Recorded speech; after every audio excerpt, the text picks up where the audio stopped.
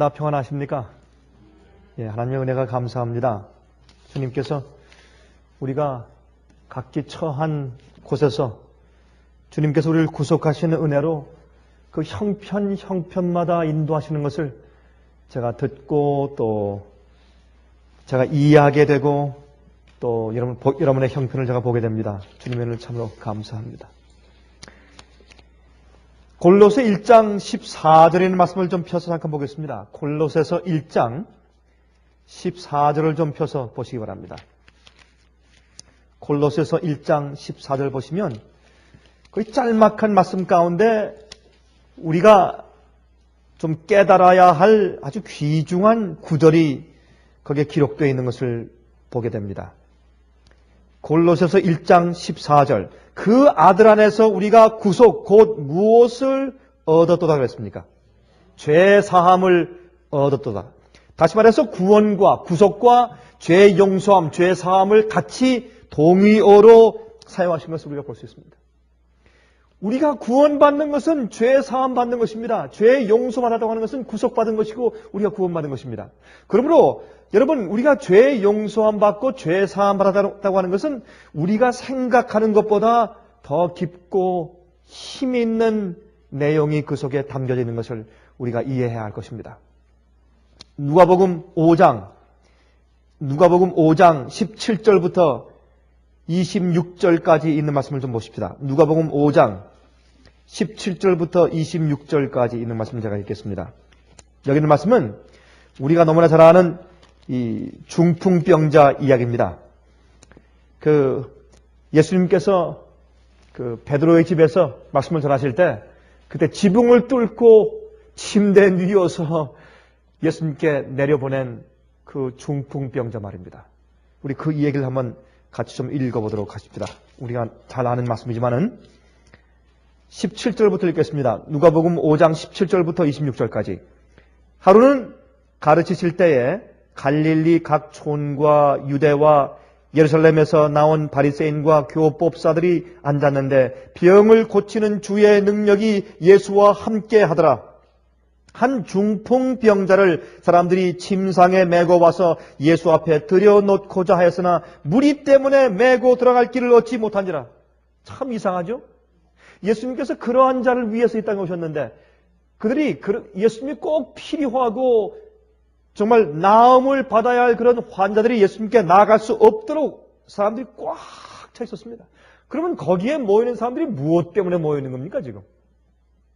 그들이 예수님의 말씀을 구경하기 위해서 모였지만 여기 있는 장면 보면 정말 절실하게 그 가운데서 이 지방에서 예수님을 가장 필요로 하는 이 죄인을 막고 서 있는 사람들이 아닙니까? 그렇지 않습니까? 이 지방에서 지금 이 가버나움 지방에서 예수님을 가장 필요로 하는 이 사람이 가는데 그 사람을 막고 서 있는 사람들이 이 교회 교인들이 아닙니까? 얼마나 많은 경우에 우리가 사실은 교회 안에서 그러한 입장에 서 있는지 우리가 알 수가 없는 겁니다. 19절 다시 읽읍시다. 무리 때문에 메고 들어갈 길을 얻지 못하니라. 지붕에 올라가 기와를 벗기고, 여기에 기와라고 말했지만 사실 기와가 아니고 그 당시에는 이 지붕을 어떤 이런 우리 한국말로 슬래트라고 하나요? 이렇게 이제 위에 이 콘크리트 같은 걸로 세멘트로 이렇게 하지 않습니까? 근데 그 아래 이런 천장을 그러니까 이 집 아니면 마른 나무 가지 그런 걸로 이 얼기설기 해놓고 그 위에 지금처럼 이렇게 좋은 시멘트가 있겠습니까?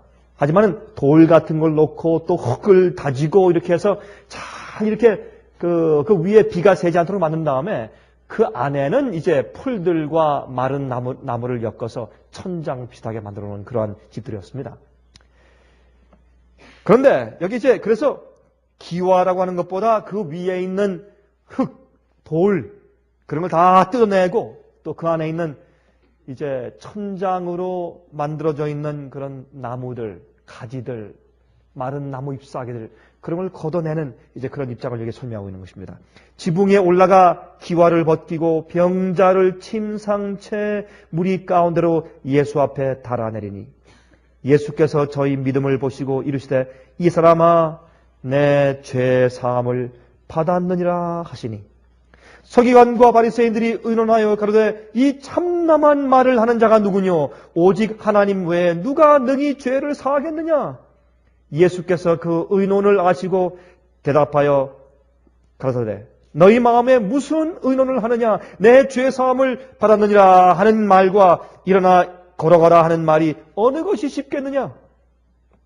그러나 인자가 땅에서 죄를 사하는 권세가 있는 줄을 너희로 알게 하리라 하시고 중풍병자에게 말씀하시되 내가 내게 이르노니 일어나 내 침상을 가지고 집으로 가라 하시매 그 사람이 저희 앞에서 곧 일어나 그 누웠던 것을 가지고 하나님께 영광을 돌리며 자기 집으로 돌아가니 모든 사람이 놀라 하나님께 영광을 돌리며 심히 두려워하여 그러되 오늘날 우리가 기이한 일을 보았다 하니라. 우리가 오늘날 기이한 일을 보았다 하니라. 참 정말 기이한 일이죠. 여러분 아십니까? 이 세상에서요 가장 기이하고 기적적인 사건은 사람의 변화입니다. 그렇죠? 사람의 인간의 변화고 그 사람 마음 가운데 변화입니다. 죄로 찌들려서 성격이 고질이 돼버리고 고칠래야 고칠 수 없고 말이죠. 신경질적이고 예민해지고 오해가 심하고 원망이 심하고 마음속이 악랄한 그런 죄인이 예수 그리스도의 죄의 사함을 얻고 변화되어서 마음이 거듭나고 새 사람 되는 것, 그것처럼 세상에 기이하고 큰 기적이 또 어디 있겠어요? 그런데 흥미있는 것은 예수님께서 이 기적을 행하실 때 말씀하기를 내가 인자가 땅에서 죄를 사하는 죄를 용서하는 권세가 있는 줄을 너희로 알게 하기 위해서 내가 이 기적을 베푼다. 그렇게 말씀하셨어요. 제가요 이번 주에 제가 뭘 또 읽었냐면 제가 몇 년 전에 오래전에 읽었던 한 이야기를 제가 다시 읽었습니다. 그 이야기는 뭐냐면 이 오하이오에 살고 있던 한 젊은 사람이 이 가스스테이션에서 주유소에서 일을 하다가 그만 강도가 들어와서 강도한테 총을 맞았습니다. 총을 맞았는데 그 총이 척추를 관통했어요. 척추를, 등 뒤에 있는 척추를. 그것 때문에 그냥 하루아침에 이 목부터 발끝까지 쓸 수 없고 움직일 수 없는 그런 완전히 전신마비가 되어버린 겁니다. 갑자기 졸지에 총 한 방 맞고. 그러니 이 사람은 마음 가운데 얼마나 그 원망과 그 질시와 미움과 증오는 이루 말할 수가 없어요.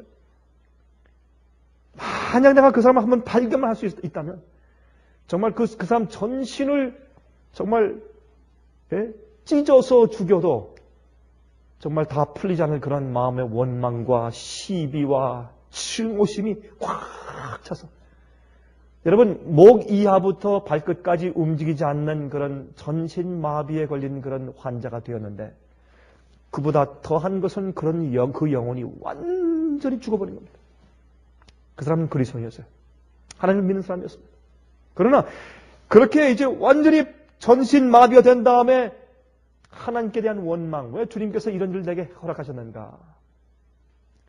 또 그렇게 나를 이 병신으로 만든 그 악한 사람, 그 나쁜 사람, 그 사람에 대한 그 증오심, 이름도 모르고 어디 사는 줄도 모르고 그 사람을 향한 원망과 질시 때문에 그의 몸이 마비된 것보다 그의 영혼은 완전히 찌들어져서 죽은 상태에 그렇게 지내고 있었습니다. 한 번은 너무나 기가 막히니까 죽으려고 자살을 하려고 이렇게 보니까 병원 옆에 이렇게 보니까 이제 그 간원이 놓고 간 그런 긴 가위가 있더래요. 그걸 집을 수 있어야지 자살을 하죠. 세상에. 집을 수 있어야 자살을 하지. 죽고 싶어도. 죽을 수가 없는 거예요. 그래서 그걸 보고 좀 짚고 싶은데 손이 움직이지 못하니까 울면서 짚지도 못하고 그렇게 이제 집에 돌아와서 이제 부인이 참 그 젊은 부인이 간호해주는 그 간호 속에서 죽을 수도 없고 살 수도 없는 그런 삶을 사는 것입니다. 이제 여러 가지 이야기를 이제 생략하고 끝에 그 이야기에 이렇게 맞춰요.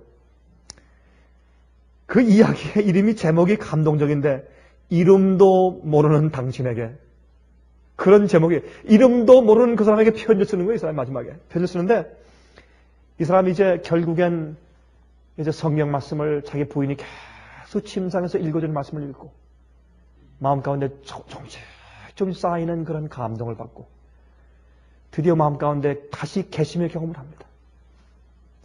이 영혼이 죽었던 영혼이 다시 마음속에서 그 절망 가운데서 하늘이 막혀버리고 몸이 마비돼버린 그 죄인이 드디어 영혼이 살기 시작합니다. 영혼이 다시 부활하고 꽃피기 시작하고 싹이 나고 그러면서 이제 그가 이제 눈물을 흘리면서 자기 부인을 시켜서 편지를 좀 쓰는 것입니다. 편지를 써서 그 사람이 자기를 총에 쏘아서 이렇게 자기를 이렇게 전신마비되게 한 그 사람을 알 수도 없고 이름도 모르고 어딘지 모르니까 그러니까 이제 신문에 편지를 내기로 했습니다. 자기 용서의 편지를 신문에 제 게재하기로. 근데 그 편지에 이런 글이 있어요. 이름도 모르는 당신에게.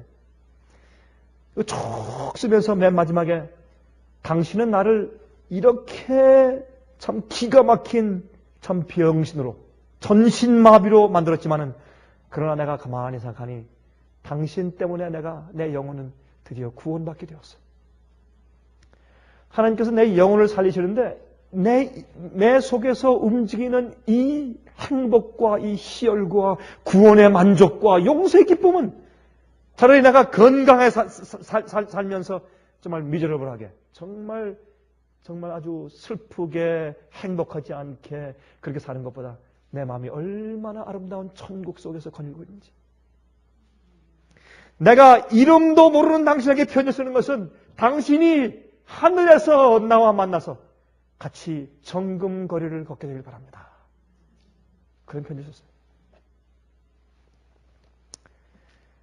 여러분, 용서는 그 죄인을 소생시키는 구원이에요. 성경은 말하기를 구속 곧 죄사함을 받았느니라. 다시 말해서 구원은 죄의 용서인데 죄의 용서는 주님께서 우리 과거에 우리가 지은 죄에 대한 기록을 살짝 지워주시는 거로 끝나는 것이 아니라고 말입니다. 주님께서 우리 죄를 사하시고 용서하시고 우리 죄사함을 주실 때 그 죄사함과 용서는 내 속에 생명을 주고 내 속에 있는 내 속사람과 영혼을 부활시켜서 새로운 사람 만드는 그런 능력의 역사를 그 말이에요.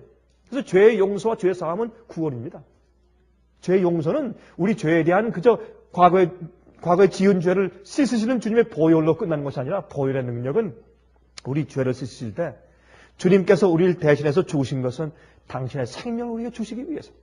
죄의 용서는 부활이요. 죄의 용서는 새 사람이 되는 것이요. 죄의 용서는 중생이요. 죄의 용서는 죄에 대한 과거의 죄를 잊어버리는 것으로 끝나는 것이 아닌 것을 주님께서 설명하시는 겁니다.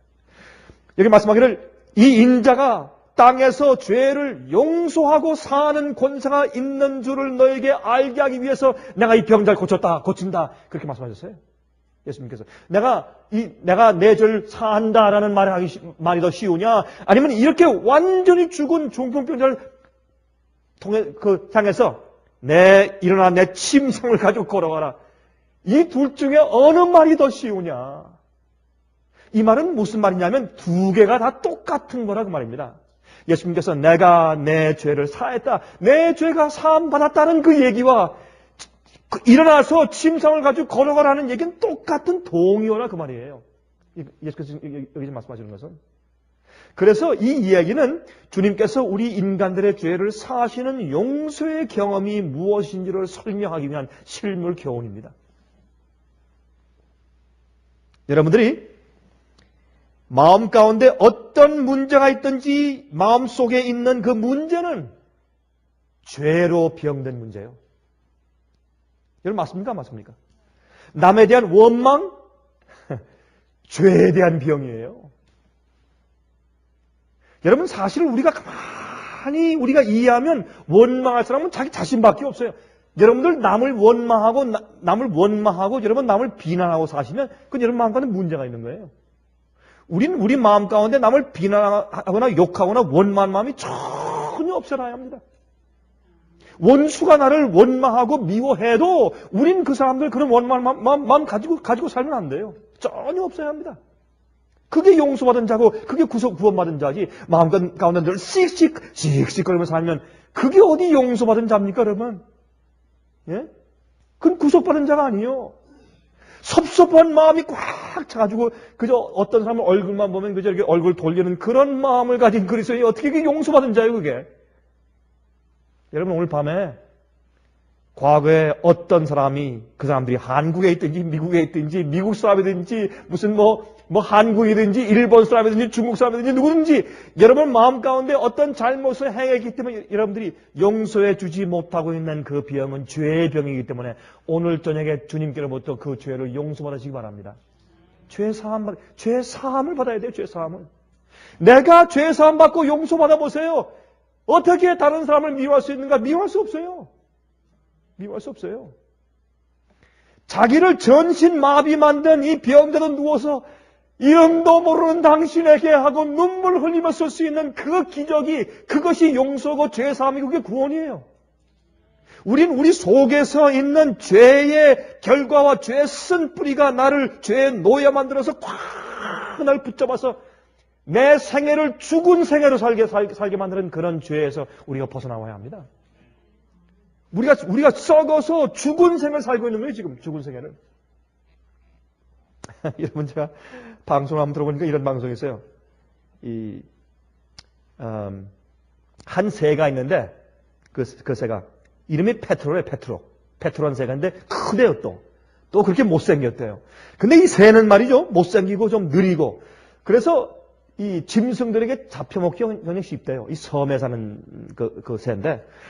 그래서 이 새들은 말이죠, 자기들이 살 수 있는, 자기들이 대견하고 살 수 있는 한 가지 방법이 있는데 그것은 뭐냐면 토하는 거래요.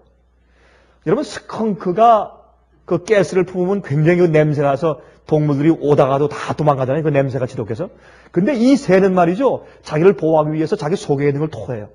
먹으면 토하면 그 토하는 그 냄새가 너무 지독해서 이 짐승이 와서 그 새를 잡아먹으려고 오다가도 그 냄새 때문에 도망을 간대요. 그래서 참 이 세상에서 사는 방법이 많이 있어요. 그런데 우리가 우리 죄인들이 우리가 우리 속에서 냄새나는 것을 자꾸 토해요.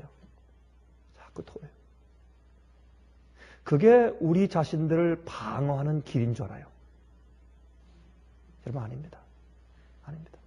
예수께서 말씀하기를 밖에서 들어가는 것이 더러운 것이 아니라 사람 속에서 나오는 것이 더럽다 그랬어요. 우리가 제발 이것을 이해해야 돼요. 여러분 보세요. 여기 흔히 사람들이 말하기를 하나님께서 죄를 용서하시는 것은 믿겠는데 하나님께서 나를 죄 짓는 것으로부터 지켜주실 것은 믿기가 어렵다고 말들을 합니다. 그렇죠? 하나님께서 내 죄를 용서하시는 것은 내가 믿겠는데 하나님께서 나를 죄 짓는 것으로부터 지켜주실 것이라는 것을 믿기가 어렵다고 말해요. 다시 말해서 용서는 믿는데 용서의 능력을 믿지 못하겠다고 말합니다. 이게 뭔가 잘못된 생각이죠?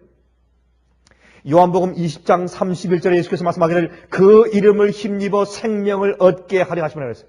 그 이름을 힘입어 생명을 얻게 하려 하심이라. 여러분, 한번 좀 보십시다.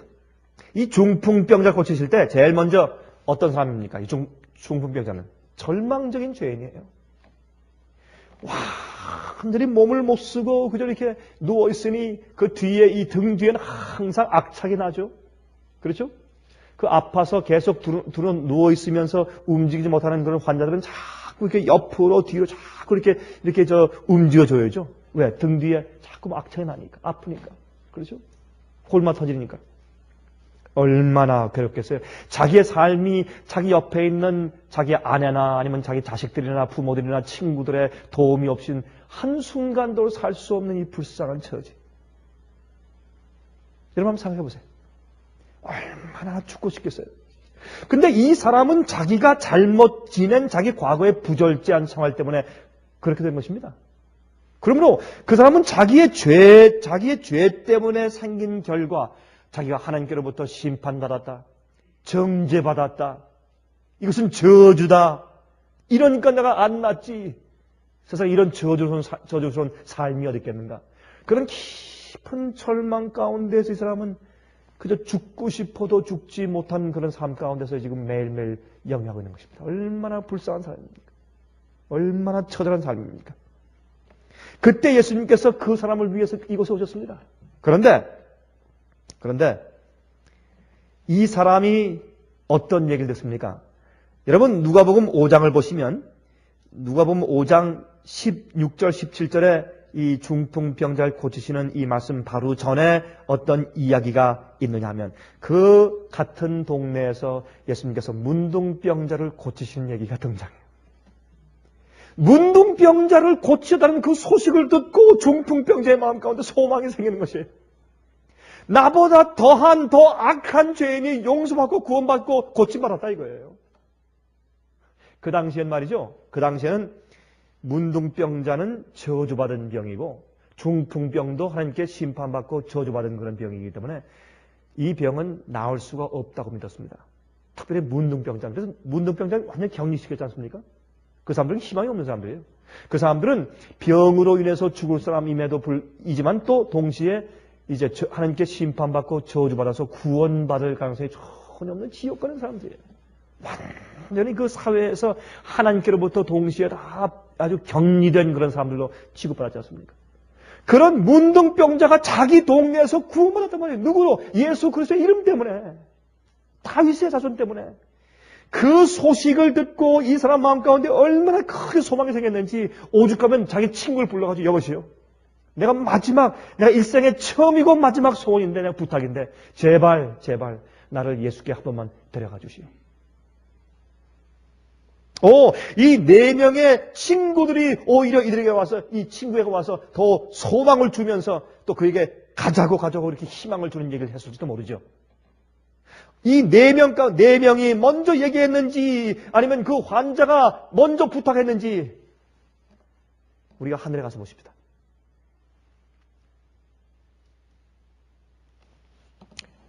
예수님의 생애를 기록한 책에 보면 4명의 친구가 열심히 그들에게 예수님께 대한 믿음을 갖도록 하기 위해서 환기시켰다고 이렇게 말씀한 책을 우리가 읽습니다. 여하튼 이제 그 사람을 싣고 내 친구가 갑니다. 이게 사실은 우리는요, 교회 다니거나 아니면 우리가 집회 가거나 아니면 우리가 전도할 때 우리가 사는 목적은 절망 가운데 있는 사람들을 예수님께 끌고 가는데 당신이 저기만 가면 희망이 있고 소망이 있고 삶이 저기 있다는 그런 확신을 가지고 한 사람 앞에 한 구석씩 이렇게 붙들고 전도는 혼자 하기 어렵죠. 그렇죠? 협력이 필요합니다. 4명이 한 구석씩 붙들고 지금 이제 들고서 지금 가는 것입니다. 그게 전도입니다. 전도는 예수님께 데려가는 것이죠. 그렇죠? 내가 용서받은 경험이 없으면 절대로 남들을 설득할 수 없습니다. 내가 용서받고 죄로 구속함 받고 죄사함 받지 않으면 남들을 절대로 예수께 인도할 수가 없습니다. 우리 속에 죄의 용서의 기쁨이 없으면 절대로 그게 안 됩니다. 제가요, 한 가지 제가 감사한 것이 있어요. 저는 참 여러 가지 부족한 점이 많이 있습니다. 제 생애 가운데서 부족한 점이 많이 있다고 이제 생각을 하고 또 제가 그를 위해서 많이 기도하고 주 앞에 제가 애를 많이 쓰고 있지만 그러나 한 가지 감사한 것은 제가 이번도 제가 집회하고 왔지만은 집회할 때 이렇게 만나는 사람들의 이 얘기 가운데서 한 가지가 이런 얘기를 저한테 많이 해주는 것은 저한테 굉장히 용기가 됩니다. 목사님이 설교하는 모습을 비디오나 TV에서 가만히 보면 목사님의 그 얼굴 표정 가운데서 목사님이 설교하는 그 얘기가 진짜로 그 마음속에서 나온다. 정말 마음속에서 나오고 이 구원받은 그런 확신이 이 얼굴에서 막 튀어나온 것 같습니다. 그런 얘기를 여러 사람들이 저한테 해줘요. 저는 그런 생각을 해본 적이 없는데 그런 얘기를 들을 때 제 마음 가운데 참 주 앞에 감사했습니다. 이게 참 주님, 제가 주 앞에 참 기도하는 제 부족한 점이 많이 있는데 적어도 제 얼굴 통해서 제 속에 이루어진 구원이 이렇게 표현된다니 야, 이것처럼 기쁜 얘기가 세상에 없습니다, 사람. 정말 제 주 앞에 얼마나 감사한지 몰라요. 하나님 참 감사합니다. 제가 세상에 살면서 들을 수 있는 칭찬 가운데 최고의 칭찬이 그것은. 안 그렇겠어요? 목사님 설교 좋습니다. 그것도 좋겠죠. 또 갑자기 목사님한테 100만 불이 생겨서 우리가 전도할 수 있는 길이 더 많이 열리고 TV 스테이션을 에어타임 살 수 있는 그런 자금이 잔뜩 들어왔다. 그거보다 아니면 무슨 어떤 사람이 무슨 성경 통신학교에 10,000명 입학했습니다. 그게 참 좋겠죠. 그러나 우리에게 있어서 정말 감사할 수 있는 것은 용서받고 죄 사함 받은 우리의 경험이 다른 사람들을 침상에 뉘어서 예수께 데려갔을 겁니다. 우리가 그런 얘기를 들을 수 있다면 그게 우리가 전도하는 일이 아니겠습니까? 제가 그 얘기를 듣고 나서 제가 그렇게 생각했습니다. 마음 가운데 이것이 내 얼굴뿐만 아니라 내가 만나는 사람마다 내 가슴 속에서 제가 이야기할 때 제 어조와 제 표정과 제 말과 제 진실됨과 제 모든 것들 속에서 남들이 그 즉시 듣고 회개할 수 있는 그런 성령의 능력이 내 속에 있으면 얼마나 좋을까. 그게 늦음의 성령 아니겠습니까? 늦은비가 바로 그런 거예요. 여러분, 늦음이라고 하는 것은 갑자기 하늘에서 뭐가 쏟아져가지고 갑자기 우리가 변화되고 갑자기 무슨 능력이 생기는 것이 아니라 내 속에 예수님이 가득 차고 내 속에 있는 죄의 용서함과 죄의 기쁨과 구원의 즐거움이 가득 차서 어쩔 수 없는 그 사람에게 성령의 능력, 담대함이 내려오는 것이 그것이 늦음의 성령이요. 그때 우리가 남들에게 전할 때 우리의 진실됨이 우리 속에 있는 진정으로 회개함이 남의 가슴을 쳐서 우리가 몇 마디 얘기하면 다 회개해버리는 것이 그것이 성령의 능력이고 그때 베드로가 설교했을 때 오순절에 성령 받고 나가서 회개했을 때 우리가 설교할 때 하루에 3,000명씩 회개했으면 얼마나 좋겠어요, 여러분? 예? 우리가 방송하면서 하루에 3,000명씩 회개하면 벌써 예수께서 오셨을 거예요. 안 그렇겠어요? 우리가 계속해서 TV 방송할 필요가 없을 거예요. 하루에 3,000명씩 회개했는데 벌써 끝나버렸지. 우리가 왜 이렇게 능력이 없느냐 하면 우리 속에서 죄 사함 받고 용서받은 구원의 은혜와 능력이 우리 속에서 힘있게 나가는 성품이 아직 준비되지 못했기 때문에 성령이 없어서 그렇습니다. 다른 게 아니라. 가만히 생각해요. 내 친구가 들것에 이제 들어왔는데 보니까 사람들이 꽉 차가지고 사람들이 어떻게 용신할 수가 없어요. 들어갈 수가 없습니다. 제가 중국에서 제가 한 곳에 가서 이제 집회를 하는데 좁은 방에 그때 한 90명 정도가 모였는데 좁은 방인데 어쩌면 그렇게 꽉 들어찼는지 제가 이렇게 서 있는 제 앞에까지 이렇게 딱 그래서 제가 이렇게 가르치다가 이렇게 쳐다보면 바로 이 앞에서 한 사람이 이러고 쳐다보고 있으니까 그렇게 꽉 찼어요. 꽉 차고. 근데 이 비밀리에 집회하는 곳이었으니까 그렇게 집회할 때 사람들이 이제 밖에서는 이제 더 이상 들어올 수 없고 그러니까 어떤 사람들은 창문 뒤에서 이렇게 하고 이제 그 고개만 들여밀면서 이제 듣는 사람들이 없나 어떤 사람들은 이게 천장에 구멍들이 있어요. 사람들이 이 아래층에 잘 수가 없으니까 2층에다 다락에 올라가서 다 자다가 그게 천장이에요. 그 구멍이 있는데 내려와서 앉아있을 자리가 없으니까 그 천장에서 고개만 이렇게 내밀고 쳐다보고 있어요. 그러니까 이렇게 쳐다보면 그 고개만 이렇게 구멍에 나와 있어요. 이렇게. 그렇게. 자, 그런 모습을 보면서 참 제가 예수님을 제가 생각했습니다. 주님께서 이 땅에 사시면서 여기에 있는 이 당시에는 이게 베드로 집입니다. 베드로의 집이라는 말이 없는데 여러분 마가복음 1장과 2장을 읽어보시면 갈릴리 가버나움에 가실 때는 베드로 집에 가신 겁니다. 베드로 집이 나오고 또 베드로의 그 장모가 열병 걸렸을 때 가서 고치신 얘기도 나오지 않습니까? 이 베드로 집이에요.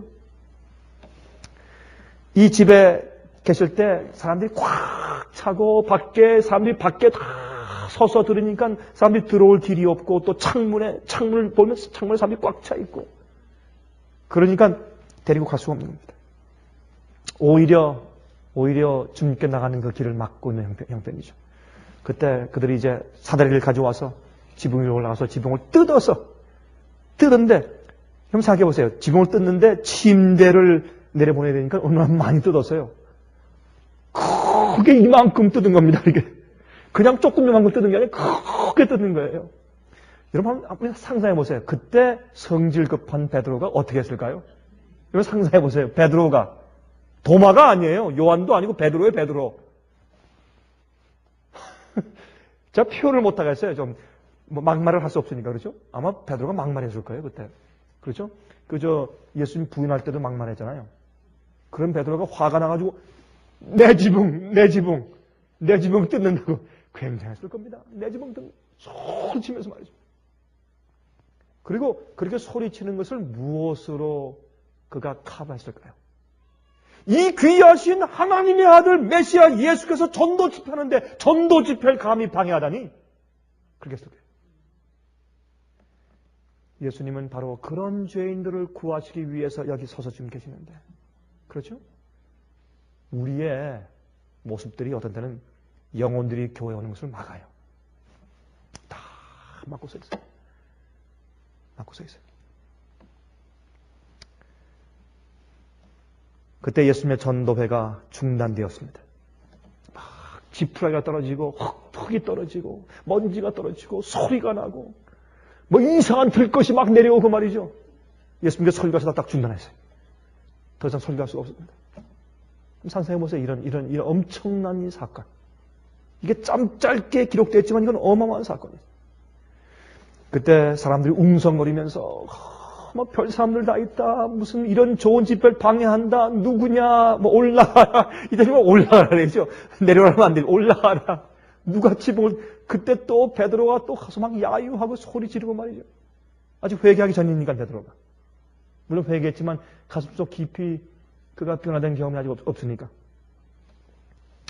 그때 예수님께서 그 죄인이 내려오는 것을 보시면서 주님 마음 가운데서 온 인류 죄로 인해서 완전히 병신돼 버리고 죄로 인해서 말도 함부로 하고 죄로 인해서 생각도 자기 마음대로 하고 죄로 인해서 싸우고 죄로 인해서 이기적이고 죄로 인해서 도둑질하고 죄로 인해서 죽이고 죄 때문에 거짓 증거하고 죄 때문에 사기치고 죄 때문에 못살게 굴고 죄 때문에 하나님의 창조받은 피조물로 사는 것이 아니라 마귀의 종으로 살고 있는 정말 들것에 뉘어서 제대로 생명을 가진 자로 살지 못하고 정말 전신마비되어 사는 것 같은 그런 죄인들이 세상에 가득 차 있지 않습니까?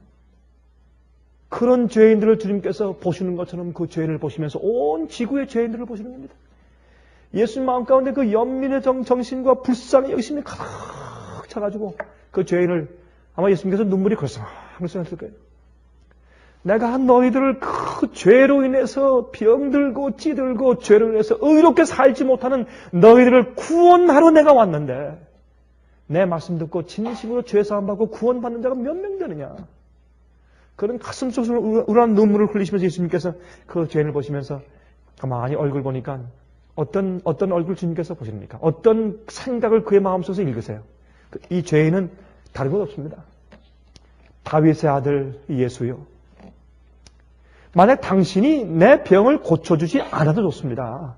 그러나 만약 당신이 정말 당신이 메시아라면 메시아는 하나님의 아들인데 메시아는 우리를 위해 돌아가신 어린 양, 희생 양인데 당신이 정말 성경에 예언된 그 메시아라면 정말 메시아라면 내 죄를 용서하시고 나 같은 죄인에게도 구원이 가능하다는 얘기를 한마디만 해주십시오.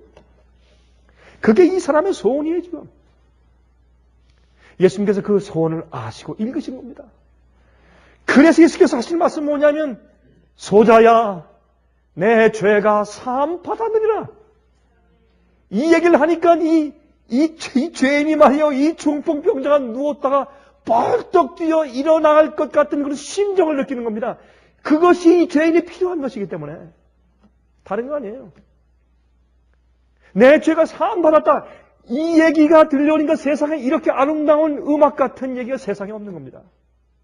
그러니까 그 얘기를 듣고 이 사람이 지금 막 뛰쳐 올라올 듯한 그런 감격이 생기는 겁니다. 그래서 병이 나은 거예요. 병 낫는 것은 회개와 용서의 경험이 있어야 병이 나요. 천연 치료를 해도 병이 낫지 않는 이유는 회개가 없을 땐 병이 안 나요. 주의 법칙을 아무리 겉으로 해도 병이 안 나요. 회개의 경험이 있어야 병이 나요. 이게 치료의 능력입니다. 예수님께서 우리의 죄를 용서하시는 고난이 있고 용서의 능력이 있다는 것을 보여주기 위해서 육신적인 치료의 경험을 지금 보여주신 것입니다. 이게 실물 교훈이에요. 흔히 사람들이 생각하기를 하나님께서 죄를 용서하실 때 죄인을 향한 하나님의 노를, 하나님의 진노를, 화를 푸시는 것이라고 생각을 해요. 정반대예요. 주님께서 우리 죄를 용서하실 때 하나님께서 우리가 지은 죄 때문에 화가 나 있는 화를 마음속에서 푸시는 것이 아니고, 하나님은 그러한 적개심을 가지는 분이 아닙니다. 하나님께서 노를 푸시는 것이 아닙니다. 우리가 죄를 지었을 때 그 죄 때문에 우리 인간의 마음속에, 우리 속에 문제가 생긴 것이에요. 그것을 주님께서 용서하시면 그걸 풀어주시는 것이에요. 우리가 용서받지 않으면 우리가 가지고 있는 죄책감 때문에 우리 성격이 이상하게 삐뚤어져 버려요.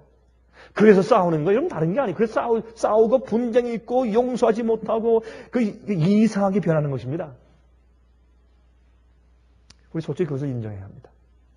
저도 그렇고 여러분도 그렇습니다. 우리가 용서받지 못하면요, 우리는 다 똑같은 사람들이에요. 죄인들은 차이가 없어요. 그저 50보 100보예요. 겉으로 부모님들한테 교육을 잘 받아가지고 어떤 사람들은 좀 더 윤리적이고 도덕적인 것 뿐이지 마음속에 정말 자기 속에 있는 걸 다 드러내놓으면 똑같아요. 똑같아요. 여러분 우리가 다 겪어보지 않습니까? 아무리 선하게 보이는 사람도 거듭나지 않은 사람은요, 끝에 가면 똑같아요. 차이가 없어요. 용서받고 사함받고 거듭나고 주 앞에 거꾸로 지고 굴복했기 때문에 달라지는 것이지 다른 데는 소망이 없어요. 인간적인 훌륭한 교육 가지고 안 돼요. 그게 안 돼요.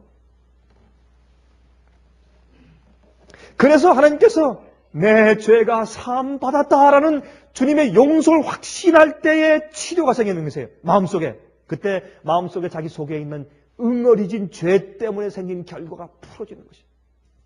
그게 마음속에 먼저 풀어져야 육신적인 치료가 있거든요. 그래서 하나님의 말씀의 파워가 죄인의 마음속에 들어가는 것입니다. 예수께서 말씀하기를, 요한복음 6장 63절에 말씀하기를 내 말이 영이요 생명이라. 예수님의 말씀이 생명이고 영이에요. 내 죄가 사함받았다. 그 얘기가 얼마나 좋은 얘기예요. 여러분, 주님께서 우리를 향해서 오늘 저녁에 내 죄가 용서받았다. 그 얘기만 우리가 들을 수 있으면 더 이상 바랄 것이 그리스도인들에게 없죠. 그런데 보세요. 용서받은 자가 계속해서 그 죄에 머물러 있으면 용서의 능력과 축복을 경험하지 못한 자입니다. 용서받은 자가 계속 그 죄에 머물러 있으면 용서의 능력과 그 축복을 경험하지 못한 자예요. 여러분 중풍병자는 말이죠. 그 죄 속에서 자기 생명을 완전히 낭비하고 살고 있었던 겁니다. 지금. 디도서 2장을 보십시다. 디도서 2장 14절입니다. 디도서 2장 14절. 어떤 말씀이 있습니까? 한번 보십시다.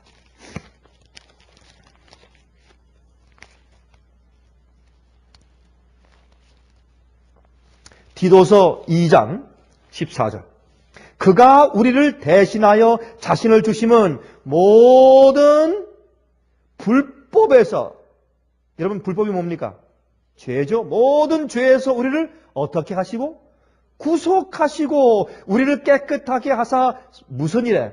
선한 일에 열심히 하는 친백성이 되게 하려 하심이니라 그랬습니다. 그렇죠? 우리를 용서하시고 모든 불법에서 우리를 구속하시고 그랬어요. 이게 구원이에요. 이것이 용서예요. 이것이 죄사함이에요. 모든 죄에서 우리를 구속해내야 합니다. 용서는 주님께서 우리 속에 있는 죄를 가져가시는 것이에요. 죄는 내가 잊어버렸다 용서할게, 그것이 아니라 죄의 용서는 우리 속에서 나를 노예 만들고 날 찌그러지게 만들고 나를 병자 만들어서 여러분 이 침대에 누워서 꼼짝 못하고 손도 움직일 수 없고 발도 움직일 수 없어서 주님을 위해서 살지 못하고 자기를 위해 살 수밖에 없고 남들 위해 살지 못하고 딱 드러있는 전신 마비된 중풍병자처럼 만들어 놓는 것이 죄입니다. 죄가 우리를 그렇게 병자로 만들어 놓는 것이에요.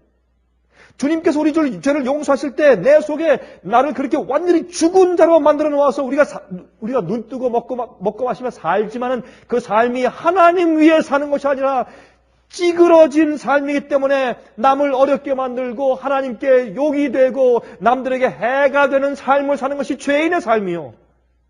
그건 죄 용서가 없어서 그래요. 진실로 죄 용서받은 경험이 없어요. 죄 사함이 없기 때문에 죽은 자요. 자기 받은 그 생명을 계속 웨이스트하고 낭비하며 살고 있는 죄인입니다. 그것이 중풍병자 아니에요. 그게 중풍병자예요. 예수께서 우리를 모든 죄로부터 불법에서 우리를 구속해 내시고 우리를 깨끗하게 하사 선한 일에 열심하는 친백성이 되게 하시기 위해서 우리를 용서하신다고 그렇게 말씀하셨어요. 그게 은혜입니다. 은혜입니다. 에베소서 4장 24절. 에베소서 4장 24절 보십시오. 이렇게 말씀되어 있어요. 오직 심령으로 새롭게 되어 하나님을 따라 의와 진리의 거룩하심으로 지으심을 받은 무엇이 되라? 새 사람을 입으라. 여러분, 지었다 하는 것은 창조입니까? 진화입니까? 창조입니다. 하나님께로부터 새로운 창조를 받은 진리의 거룩함으로 새 창조받은 새 사람을 입으라. 그게 죄의 안 받은 사람이에요. 여러분이시요. 여러분 지금 교회에 오셔서 여러분 마음 가운데 우울하고 부정적이고 뭔가 무겁고 산뜻하지 못하고 마음에 구원의 즐거움이 없고 용서의 기쁨 없이 뭔가 무겁게 쭉 내 마음과 영혼을 누르고 있는 어떤 것이 있으면 여러분 영혼 가운데 문제가 있는 거 아닙니까? 죄 용서받은 사람은 그렇지 않습니다. 죄 용서 받은 사람은 자기 영혼을 누르고 있는 그런 정말 가중한 정말 쇳덩이 같은 그런 죄의 짐이 떨어져 나갔는데 얼마나 가벼워요. 마음이 즐겁고 기쁘고 마음 가운데 산뜻하고 그런 마음이 있어야죠. 물론 세상에 염려가 있죠. 세상에 염려 없는 사람이 세상에 어디 있습니까? 저도 많이 있습니다. 그러나 하나님의 용서는 세상이 줄 수 없는 평안을 주지 않습니까? 돈이 줄 수 없는 평안, 영생에 대한 평안. 그게 죄 사함입니다. 죄 사함입니다. 여러분 오늘 주님 앞에 나오셔서 그리스도인들이지만은 마지막 시대의 마지막 현대 기별을 믿고 있는 사람들이지만 그러나 마음 가운데 죄 사함의 경험이 부족해서 마음이 우울하거나 마음이 무거운 자들은 오늘 예수 그리스도의 참 사랑스럽고 은혜스러운 말씀 들으시기 바랍니다. 소자야 내 죄가 사함 받았느니라. 이게 바로 여러분과 저를 향한 얘기입니다. 자 그러면 이 사람이요, 이 중풍병자가 그런 치료를 받을 수 있는 자격이 무엇입니까? 무엇 때문에 치료를 받았고 무엇 때문에 죄 사함 받았다는 그 은혜스러운 축복스러운 얘기를 들었습니까? 무슨 조건 때문에? 그의 마음에 절실한 거예요. 절실. 낫고 싶습니다. 주님, 난 죄인이고 나는 병자입니다. 주님 없으면 난 소망이 없습니다. 날 좀 고쳐주십시오. 내 생애가 도대체 왜 이렇습니까? 내 말은 왜 이렇고 내 마음은 왜 이렇고 난 이렇게 살고 싶지 않은데 왜 나는 내 남편한테 난 왜 이렇게 하고 내 부인한테 난 그렇게 하고 싶지 않은데 난 왜 이렇게 하고 내 자식들한테 내가 왜 이렇게 하고 내가 부모한테 내가 왜 이렇게 하고 내 형제 자매들한테 내가 교우들한테 내가 왜 이렇게 하고 내가 왜 이렇게 할까? 나 이렇게 하고 싶지 않습니다. 이게 중풍병자 심정 아닙니까 여러분? 하나님 내가 왜 이렇습니까? 하나님 날 고쳐주십시오. 나는 죄인입니다. 간절한 심정이에요. 절실해요.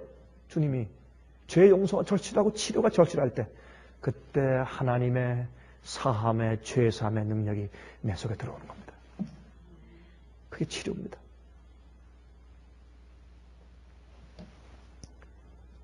골로새 2장 6절 그리스도를 주로 받았으니 골로새 2장 6절 그리스도를 주로 받았으니 그 안에서 행하되 그래서 그리스도를 주로 받았으니 그 안에서 행하라. 영어로 walk ye in him. 그 안에서 걸으란 말입니다. 그 안에서 걸으란 말입니다. 그 안에서 이렇게. 예수님 안에서. 계속적으로 믿음으로 매일매일 생명을 받아야 돼요. 매일 죄의 사함을 받아야 돼요. 여러분, 우리가 말이죠, 이번에 이제 우리가 집회를 하는데 가는 곳마다 어떻게 이상하게 우리와 똑같이 집회하는 사람들이 똑같은 기간에 똑같은 장소에 가는 곳마다 같이 집회를 하는데 구원파를 믿는 사람들. 여러분, 구원파를 믿는 사람들은 어떻게 믿는 줄 아세요? 예수님께서 이미 십자가에 돌아가셔서 우리를 구원하시고 용서하셨기 때문에 한 번 회개한 사람은 더 이상 계속 회개할 필요가 없대요. 이미 예수께서 우리 죄를 사하셨기 때문에 회개하고 눈물 흘리고 회개하고 자꾸 용서 달라고 하는 사람은 믿음이 없는 사람이에요. 더 이상 회개할 필요가 없대요. 뭐 간단하게 설명하면 그렇습니다. 참 무슨 얘기들 많이 해요. 여러분, 그런 성경을 말씀하기를 우린 예수 그리스도의 용서를 매일 받아야 합니다. 매일 죄의 사함을 매일 받고 우리 영혼이 매일 소생되고 매일 부활하고 매일 새롭게 되어야 합니다. 어저께 받은 그 생명은 어제에 족하는 것이고 오늘 위한 생명을 오늘 아침에 다시 받아야 합니다. 그래야 오늘 또 내 형제들과 내 주위에 있는 교우들에게 오늘도 사람처럼 살 수 있는 것은 예수 그리스도의 죄 사함의 능력 때문에 그렇습니다. 죄 사함이 없는 사람들은 살지만 그 사람은 죽은 사람이기 때문에 죽은 사람처럼 살아요. 그럼 죽은 사람이 어떻습니까? 예? 죽은 사람이 어떻게 삽니까? 죄인들이 어떻게 삽니까? 여러분이시여, 죄 용서는 주님께서 내 속에서 죄를 가져가시는 겁니다. 이 소원이 내 마음 가운데 간절하고 절실하면 그 경험이 내 속에 들어와요. 여러분 그 경험 아시죠? 아십니까? 혹시 모르시는 분 계세요? 내 속에서 죄를 가져가셔서 내 속에 그렇게 못된 내가 아름다운 나로 변화되는 중세 경험을 모르는 사람은 그리스도인이 아니지 않습니까? 그렇죠? 그게 구원이 그게 구속이라고 성경은 말해요. 자, 그러면 이 중풍병자를 통해서 주신 실물 교훈이 무엇입니까? 하나님의 능력, 생명을 어떻게 받습니까? 성경에 주께서 말씀하신 그 말씀을 믿는 겁니다. 여러분, 예수께서 소자야 내 죄가 사함 받았느니라, 그 말을 이 죄인은 온 몸과 마음으로 다 받고 믿었어요. 일어나 내 상을 가지고 걸어가라. 그냥 일어나 버렸어요. 이 죄인은. 왜요? 일어나는 그 믿음은 예수님께서 내 죄를 내가 용서했다, 그 얘기를 믿었기 때문에 가능한 것이에요. 죄 용서함의 경험이 없는 자는 성품 변화가 없어요. 자기가 예수님께 완전히 반성에 떨어져 죽은 경험이 없으니까 어떻게 해요? 자기가 좀 죽어가고 있는 과정을 성화라고 오해해요. 이러면 안 그래요? 자기가 지금 죽어가고 있는 과정은 한 번도 죽지 않고 진정으로 죄사함의 경험도 없고 진정으로 굴복하고 죽은 경험이 없기 때문에 사는 것은 어떻게 해요? 새싹이 나오는 새 경험이 아니고 뭐예요? 맨날 죄인의 생활을 살면서 그 결과 살면서 무슨 생각을 합니까? 자기가 성화되고 있다고 생각을 해요. 그것이 오늘날 믿음으로 말미암는 의에 대한 하나의 큰 오해 아닙니까? 죽어야 새싹이 나죠. 한 번도 자기가 죽은 경험이 없습니다. 주님께 나가서 완전히 굴복하고 깨어진 경험이 없어요. 그러므로 이 죄인이 죄사함 받았을 때, 그걸 믿었을 때, 그때 속에서부터, 치료 속에서부터 있으니까 마음속에서 새로운 이 출발이 생기는 겁니다. 벌떡 일어났어요. 침상을 가지고 걸어갔어요. 왜 침상을 가지고 오라 그랬어요? 그냥 놔두면 또 와서 거기 또 들어놓을까 봐. 침상까지 가지고 와라. 다시는 여기 눕지 말아라. 그렇게 말씀했어요. 여러분 38년 동안 베데스다 옆에 있었던 그 안진뱅이도 일어나 내 침상을 가지고 가라 그랬어요. 항상 우리가 과거를 들고서 가서 버려야 돼요. 거기 또 더 이상 눕지 말아야 돼요. 새 사람 돼야 돼요, 우리 마음 가운데. 이게 구원이에요. 그래서 용서받음으로 시작하는데 그 용서는 무엇으로? 믿음으로 받아요. 여러분, 창조는 하나님께서 빛이 있으라 했을 때 빛이 있었습니다. 성경은 주의 말씀이요. 주님께서 내 죄가 사함 받았니라 하면 온 마음을 다해서 회개한 사람은 그 말을 믿게 돼 있어요. 근데 반신반의하거나 마음을 주 앞에 다 드리지 않으면 그 말이 믿음이 생기지 않아요.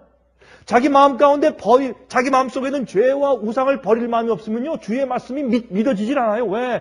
자기가 주 앞에 나가서 절실하게 주 앞에 굴복하면 그것이 자기 것이 될 것을 알면서도 전적으로 굴복하기 위해서 내가 버려야 할 우상이 무엇인지 알고 그거 버리기 싫기 때문에 주님께서 사람들이 안 해요. 그래서 죄의 용서의 경험이 없는 겁니다. 죄의 용서는 창조예요. 죄의 용서는 기가 막힌 능력이에요. 주님의 힘이고 능력이에요. 죄의 용서를 받을 때 치료가 있는 것입니다.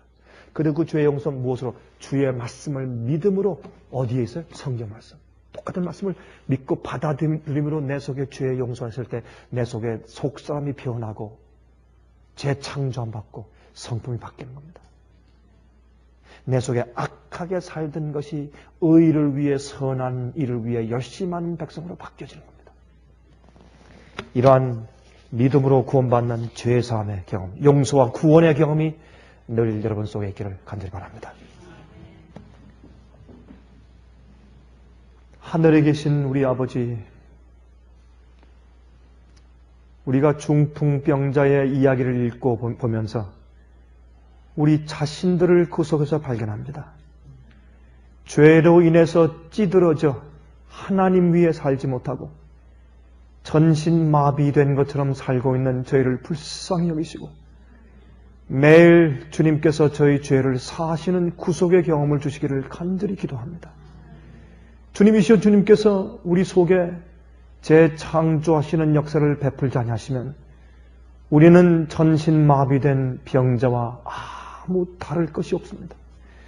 주님이시여, 저희를 살려주셔서 저희 힘으로 저희를 구속할 수 없사오니 매일매일 하나님 우리 곁에 오셔서 내 죄가 사함 받았다고 말씀해 주시고 주의 사랑을 바라보게 하시고 용기와 소망 갖게 해주시길 기도합니다. 그 주님의 음악 같은 음성이 저희 속에 들어올 때마다 매일 아침 새 사람으로 태어나게 해주시옵소서. 그래서 우리가 타고난 성질대로 살지 않게 해주시옵소서. 우리가 배양한 악의 그런 추세에 따라 살지 않게 해주시옵소서. 주님 위에 선한 일에 열심한 의로운 사람처럼 살 수 있게 능력을 베풀어 주시옵소서. 오늘도 저희 속에 죄를 용서하시는 사함 사하심과 구원을 베풀어 주시기를 살아계신 예수 그리스도의 귀하신 이름 의지해서 간절하게 간구하옵나이다.